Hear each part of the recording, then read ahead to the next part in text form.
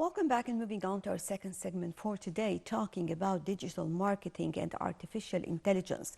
And of course, we can see and feel and notice all the achievements that took place in Egypt in this respect.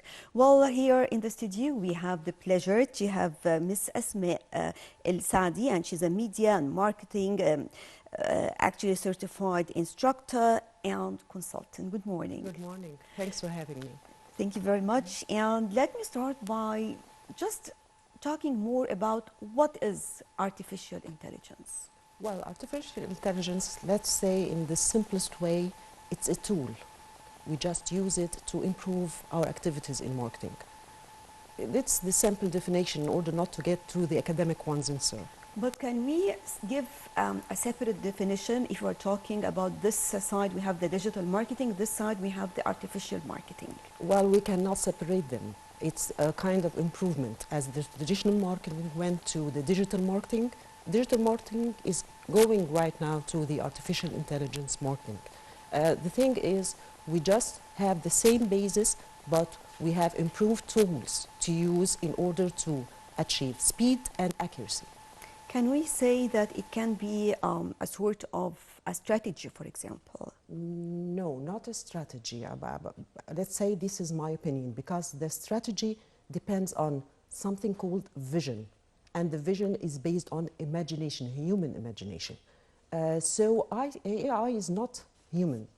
It's just kind of collecting data, processing these data according to the targets and objectives that we need to achieve.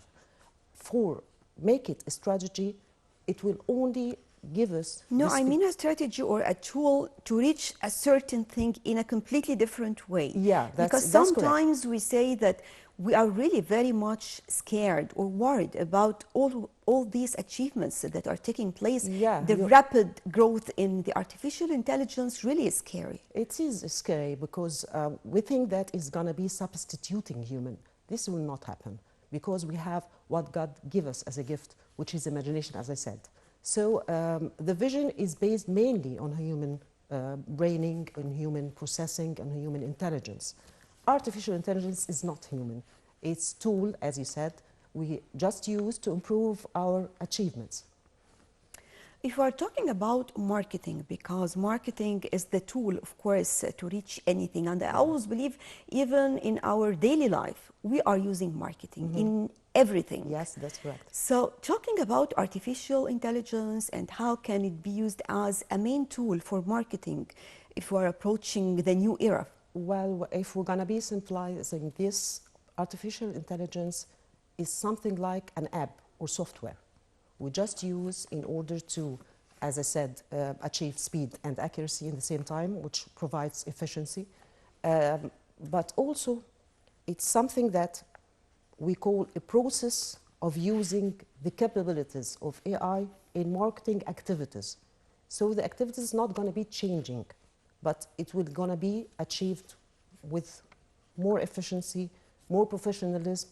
As I can say that nowadays, according to statistics of 2023, more than 60% of the marketeers are using AI. And this is something, as much as it's scary, but it does the work. Well, everything can be a double-edged weapon, of course. Yes. And I think it's time to promote more awareness among people from where to get the information or from where to seek a real let's say information or the real product they are looking for. So I think this is very important to work on both sides. If I'm working on AI, I have to work also on human beings and how to use it properly. Yeah, that's correct. I agree totally. But I must say that it's not the kind of information, it's how I process this information, as you said, the sources I got the information from, how I process this, the target that I need to go to. So this is the basics. How I use AI is human practice. So it's not kind of scary as it is kind of improvement, kind of development. And this is we are used to according to the years. But the speed of this improvement and the speed of this development, that's what scares us. Maybe the fact that sometimes you feel You have the two copies and you don't know which one is the right one, or because of the So mix and match. high technology, yes, so you don't know who is which. This You is the don't part need that to know. normal You people don't usually need talk to about. know who is which. You can benefit from both. Why not? I give you a simple example. Did the TV substitute the radio? It didn't. The same thing is for marketing. Traditional market was not substituted by digital marketing. Also, digital marketing would not be substituted by To the some AI. extent, let's say, for example, like reading, for example, books. Nowadays, you can see a lot of people, they are Yeah. into reading through By the social, PDFs, but social yeah. media, instead of moving into having a book, for It's example. kind of culture, and this is the international culture nowadays. So we cannot fight it. We must benefit from it. Well, talking about it when it goes on to the online shopping, online Yeah. education, and of course, these are the trends of this era. And especially, basically, or the majority of the users are youth Yes. and Yes. our We call them teens. Generation C. Yes. This is Generation C who uses everything online. All their life are virtual. It's virtual, I'm sorry. Well, let's say it's not a trend. It's the way or the method of life nowadays. It's But the how to lifestyle. use it properly? I mean, how to be aware of it? Aware of the harmful effects of it. Everything has both sides, of course, the harmful one and the useful one. How I use the thing is the main thing. So I'm not, I must say something. Everything now is going to be individual. As you see, recently we're not mass media, we're individual media, even in the field of media and as well in marketing. We try to tolerate everything according to the individual needs and according to the individual requirements. It's not anymore a mass thing. So I cannot just generalize the idea. I'm just saying that each one of us have, of course, his own mindset, his own way of thinking. So he's going to be using the tools, and the AI is one of the tools of marketing. How to use it? According to his preferences. So I cannot generalize and say that this is harmful and this is useful. Each one of us knows what's harmful and what's useful. You know, it might be a far example, but talking about Egyptians and the nature of Egyptians, for them, the e-commerce was very successful. Yes. And I remember when we have many of our friends, foreigners, coming to Egypt, for example, they used to say, you are very much pampered. Whatever you want, you just call through the phone or Yes. WhatsApp, even whether you're talking about pharmacy, grocery, anything. The Egyptian person liked to stay at home, Yes. just ordering whatever he wants. Yes, and the COVID also emphasized on this, and everything in life is online. So why not? Why do I have to go out? Why do I have to make effort? Everything can come to me at my ease, so why not? I think this is not an Egyptian trend, as you said. This is international trend also. Yeah. After the COVID, but before the COVID, I think basically We were going to. We're about, just, yes. We're about to do so, but the COVID made it as a fact. Yes. But how do you see the e-commerce now in Egypt? Do we have still some challenges? Or, for example, course. now we have seen the e-commerce in all products, whether we are talking about industries, we are talking about tourism, we're talking a lot of things that some people actually were harmed because of this. If we are talking, for example, about tour operators Yes. or those who are working in this sector, now you can find, for example, tourists, Everything, yes. the individuals, they like to get through the internet to listen to the words of mouth and to seek the destination The according. reviews, yes. Yes. Yes, I know what you're talking about. Well, the thing is, it eases our life. Everything is much more easier by just having to make my own research according to my own preferences and then get, of course, the result that I like. Accordingly, in traveling, in shopping. So if I were going to talk about e-commerce, yes, it's something existing right now, and it's not a trend, it's a way of life, as I said. So I don't think it's something to be debated about. It's something already existing, and we are using, and we are benefiting from it. Why not using it? The thing is, according to AI, it will not only be as an e-commerce as its concept nowadays. It's gonna predict your needs. And if you don't have a need, it will create a need inside of you in order to get whatever the product or the service or whatever. That's it. I think Yes. this is the main challenge. This is the main challenge, yes. And this is the scary one. Because sometimes I don't know myself. I don't know what I know. I'm not sure this thing is going to be good for me. No, I will have not just a choice, but a wish list. And I will read it and love it. And then, of course, purchase Playing it. on the emotions. Yes, Of the and we person. already have existing examples nowadays. Of course, you know Netflix. Of course, you know Amazon. Amazon right now, you know, just go once in the app or whatever, website, whatever. And afterwards, it makes you already existing wish list by your own preferences. That if you already have done this by Just yourself, by browsing for something, for just by example, browsing, whatever, yes. social media, they will ask you if this is interesting for you. Okay, we will bring you, thank you very much, we will Yes. bring you more.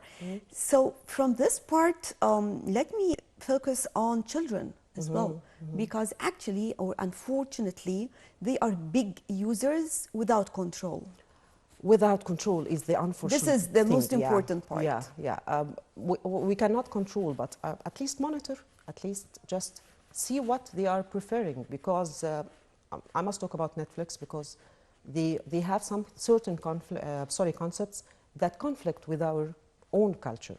And they are spreading it so widely in every means.